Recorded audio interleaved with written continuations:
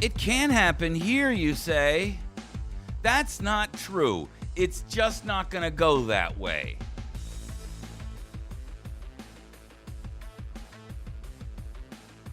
Those people up on Capitol Hill, they're just making mistakes. It's not intentional. They don't really mean to hurt us.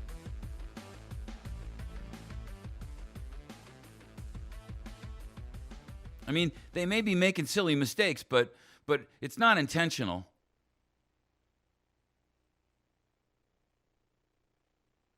It can't happen here. It's the United States of America. We ain't never had no tyranny here. That only happens over there.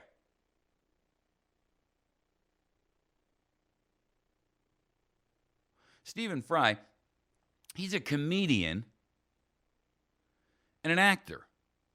He's a British guy. I want you to spend just 2 minutes with him and listen to what he has to say. There's something squalid and rancid about being spied on. Nobody likes it. The idea of having your letters read by somebody, your telegrams, your faxes, your postcards intercepted, was always considered one of the meanest, most beastly things a human being could do, and for a government to do, without good cause. Using the fear of terrorism that we all have, the fear of the unknown that we all share, the fear of enemies who hate us, is a duplicitous and a deeply wrong means of excusing something as base as spying on the citizens of your own country. GCHQ, the NSA in America, cooperate together through PRISM and other systems to listen in on, to read and intercept everything we send. It's enough that corporations know so much about us and our spending habits, our eating habits, our sexual preferences, everything else. But that a government, something that we elect, something that should be looking out for our best interests, should presume, without asking, to take information that we swap, we hope privately, between ourselves, is frankly disgraceful. Those of us who from the very beginning of the internet had the highest hopes for it haven't lost our optimism. We still think the ability to call our masters to account, to find things out, is incredibly important. But it is very depressing how much governments wish to control the internet. And it's up to us to speak out about it. And it's up to the real leaders and masters, as it were, in this field, the ones we trust and know are on the side of freedom, people like Sir Tim Berners-Lee, to lend their voice to a campaign to urge governments everywhere in the free world to step back from the brink of totalitarianism that is threatening to engulf us. Thanks very much. Did you hear those final words he used? Funny, he used the word totalitarianism.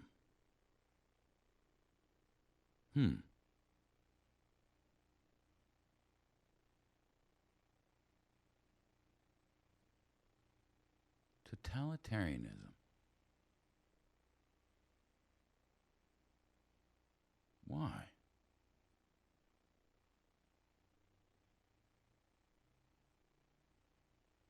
Because totalitarianism is when government takes and abuses the authority which it's had vested in it against the best interest of that entity or group of individuals who actually provided the authority in the first place. Cheryl Atkinson put out an article the other day about how the government experimented on preemie babies. Preemies. I mean, these are babies that were born premature, barely able to breathe on their own. In fact, couldn't breathe on their own, which is why they were on this ventilation system or whatever you want to call it. I'm not involved in the medical industry in any way, shape, and form. But they actually told these parents, and they chose and picked very carefully the parents because they wanted to make sure that they were first-time parents because, well, they'd just be too ignorant to get it. And they make sure that they had them sign a release, except in the release it didn't tell them about the risk associated with testing your preemie baby by putting pollution inside the breathing tube in the government-backed study called Support. I mean, with a name like Support, hey, you know, they're supporting us because we're first-time parents and little Cindy and Bobby was born too small, and 23 institutions ran this program under the National Institute of Health. And the babies were already at a slim chance of survival, but they tested them manipulating the oxygen level. I mean, that's almost Dr. Mengele. In fact, Dr. Michael Carome says the word unethical doesn't even begin to describe the egregious and shocking deficiency in the informed consent process of this study. The parents who were enrolled in this study were misled about its purpose, and they were misled to believe everything being done was in the, quote, standard of care, and therefore posed no predictable risk to the baby. Many of those babies sadly died. But all's well in the study in the world of science, of course. We're just really here trying to make sure that we know more. Let's see. Let's try this for an experiment. Let's see what happens when 100,000 veterans apply to use the benefits that we are spending hundreds of billions of dollars a year to provide. I mean, you know, hundreds of billions of dollars. That's what we're spending to provide. Hundreds of billions of dollars. And it's interesting because George Schwartz, who works at Phoenix, and Harold Dossett and Raymond Joel, I don't even know their roles, and I don't care because this is in a website called Open the Books. And their annual wages read like $357,528. $350,504 for Mr. Dossett. $331,534 for Joel. Mr. Lapinski, he got $316,939 taxpayer money. Danny Kilpatrick got $313,325. Hermenegildo Almeria got $307,924. Mark Jackson got $307,924 too. Hey, those guys are a pair. Charles O, just O-H. He got $306,267. He got shorted a little bit. Vanessa Stepanovich, she got $305,258. Lillian Dawes got $305,000 even. That's a nice round number, isn't it? $305,000. It's a nice round number.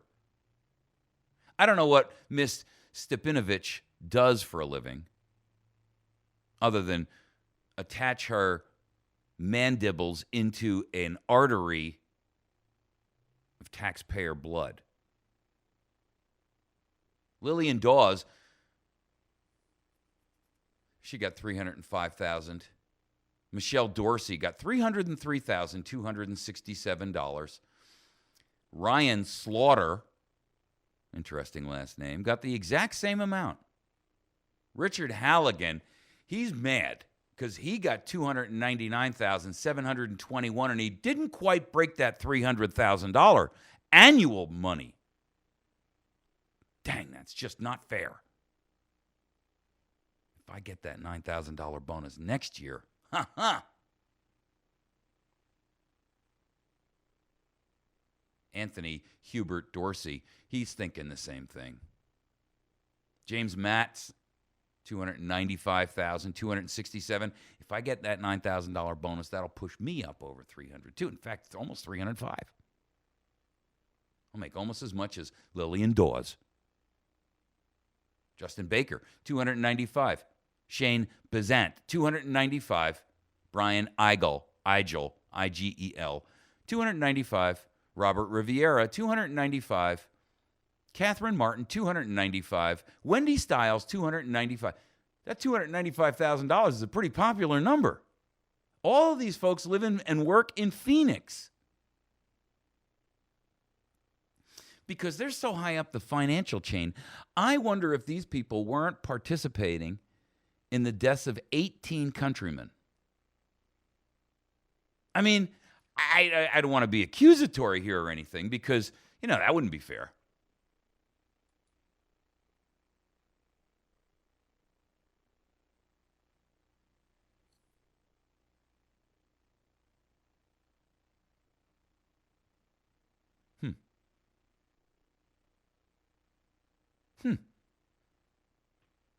I mean, this list just goes on and on and on and on. It's page after page after page.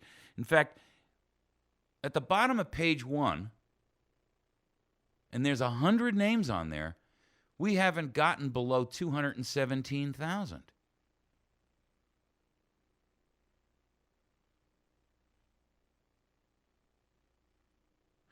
So there's 6 pages here with 100 people per page. Stunning. Page 6, they're still making $136,000 at the top of the page. In fact, at the bottom of the page, page 6, they're still breaking $128,000. Page 9, top of page 9, well, let's just go to the bottom of page 9. They're still breaking 112. 900 people making over 112 grand. Let's see. Let's go to page 12 and see how ugly that can get. My God. Here we are on page 12 and we're still over 103,000. Maybe if we just get to page 15, that'll be 1,500 people. Oh, thank goodness we broke below 100. Now we're only at 94,735.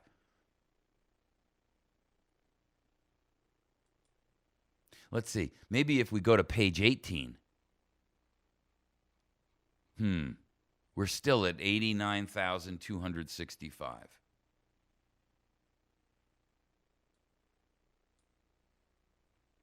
Open the books. Forget opening the books.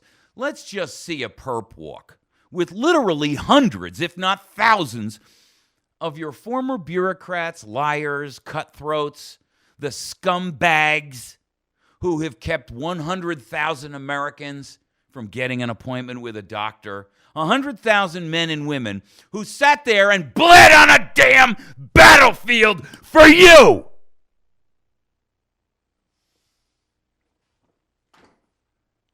And you sit on your couch, and man, that's just frustrating.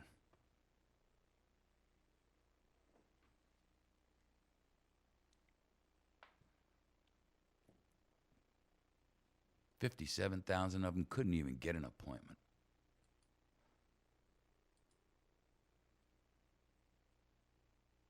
But we're going to have to let Congress deal with this because it's too big for us. I mean, what are we going to do?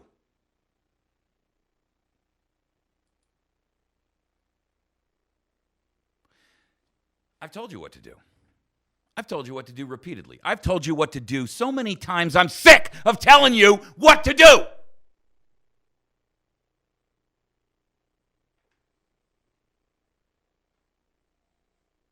Tired of saying, stop.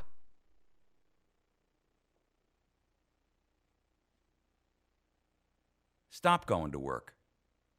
Stop paying your taxes like the good little stupid slave that you are. Stop voting. And make sure that, if necessary, by removing the air from their tires, your neighbors don't vote.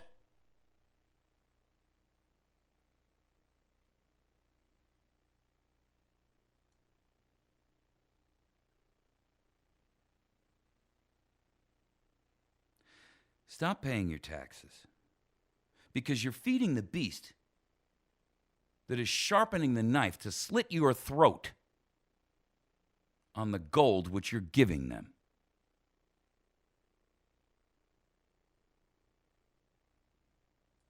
I mean, I'm surprised at this stage in the game. Yesterday, we talked about how they're going to use this thing out in Nevada where these people walked up and shot those 2 police officers, and immediately they're saying, oh, that Gadsden flag they draped over the bodies, that's a sign of the Tea Party.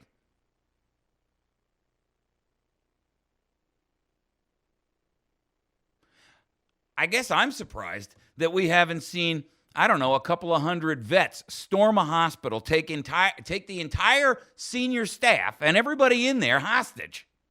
I can't believe it hasn't happened. I'm actually stunned. Because these are men who ran into the face of bullets. These are men who climbed a cliff while some guy stood at the top and shot down at them.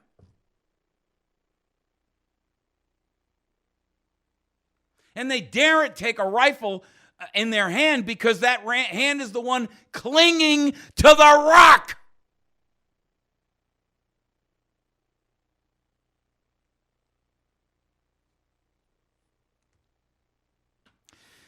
These are men who, according to the New York Times, were over in Afghanistan, and they were haphazard in Mr. Bergdahl's unit because they were wearing T-shirts with cut-off sleeves, and they had bandanas on while they dug holes in the ground.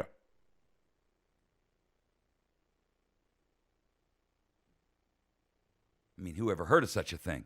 They should have been in full body armor with a helmet on in 103-degree heat. Because that's how you dig a proper hole. According to some pencil-neck pussy in New York City who writes for the New York Times.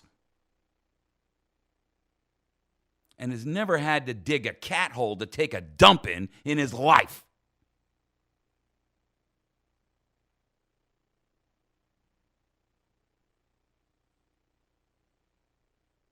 But he sure can push a mean pencil.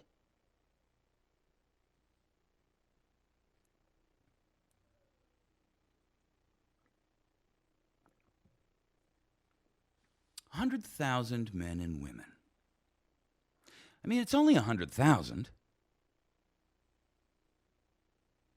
We spend a few $100 billion. Maybe if we throw a few billion more at the problem, it'll go away.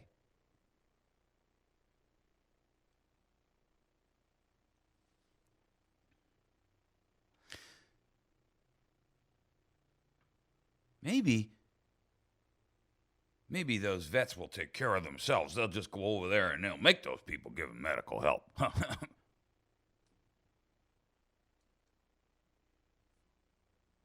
Maybe you should be with them.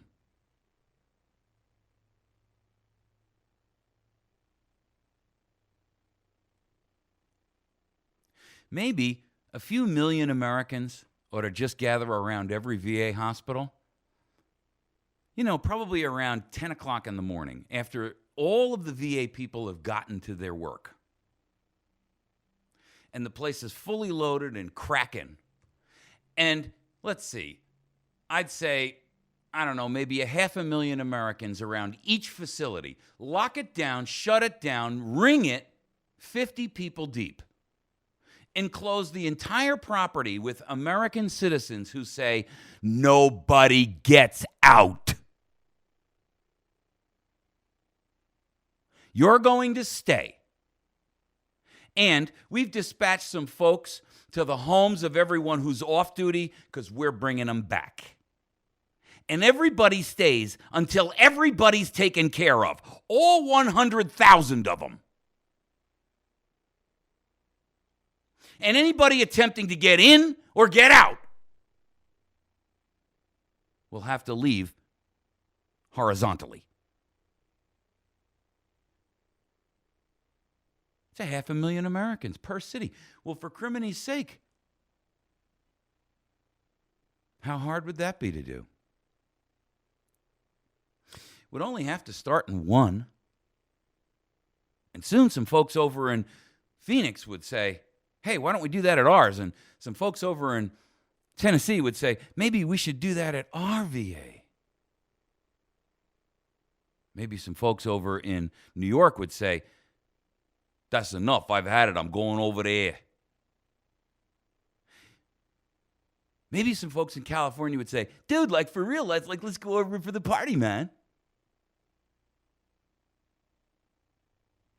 Maybe some folks up there in Wisconsin would say, hey, I guess we ought to go over there, eh?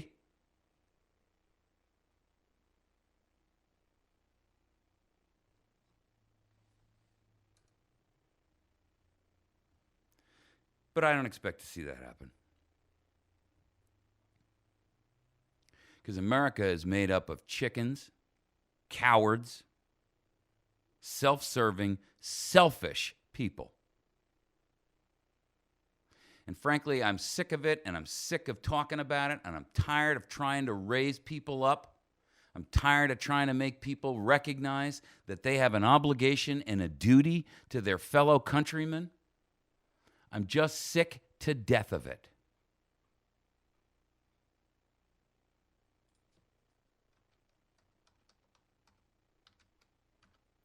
Because, well, the real problem is, and Sam Adams told us this best, he said, if you love wealth better than liberty, the tranquility of servitude better than the animated contest of freedom, go from us in peace. We ask not your counsel, nor do we ask your arms. For you can crouch down and lick the hand which feeds you, and may your chains sit lightly upon you, and may posterity forget that you were our countrymen.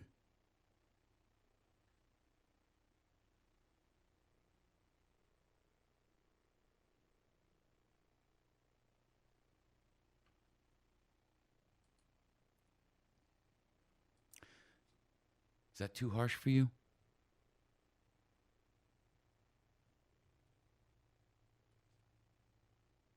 Is that inciting a riot?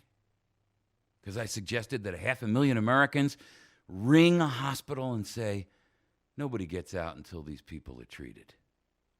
You've earned your money, or you've gotten your money, now you're going to earn it. And this place stays open 24/7, 365, until everybody has had their problem taken care of. Because we paid you.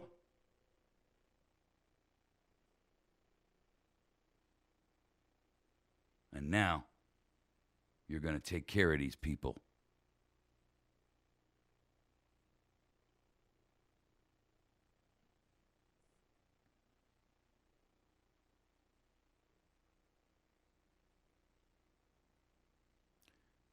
When we come back, we're going to talk about how the IRS has given citizens' records to the FBI. That's blatant lawlessness. It's a violation of all written, unwritten, every kind of law. But nobody seems to care. We're going to probably sit down and order another pizza from Pizza Hut. Because, you know, I get hungry watching all that mind-altering programming they're feeding me. Honey, have you seen my antidepressants?